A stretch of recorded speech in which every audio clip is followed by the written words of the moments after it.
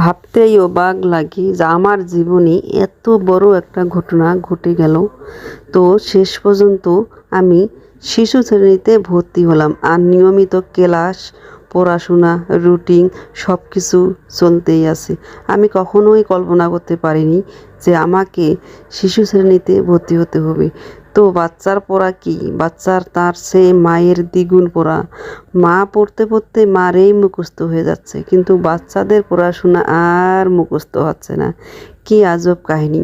আমি তো কখনোই কল্পনা করতে পারি নাই যে আমার জীবনে এরকম ঘটনা ঘটবে। তো আমার মতো আর কার কার জীবনে এরকম ঘটনা ঘটছে? নিয়মিত রুটিন, পড়াশোনা করা আর ক্লাস করা। কি আর কপাল, কি করব বলেন? আপনারা অবশ্যই কমেন্টে বলে দিবেন আমার মতো, কি বলবো, আমার ভাগ্য না দুর্ভাগ্য, অবশ্যই কমেন্টে জানিয়ে দিবেন বন্ধুরা। দেখেন কতগুলো গার্জিয়ান সামনে বসে আছে, প্রতিটা গার্জিয়ানই কষ্ট পাচ্ছে শুধুমাত্র বাচ্চাদের জন্য। এটাই হচ্ছে আমাদের বাচ্চার ভবিষ্যৎ বন্ধু।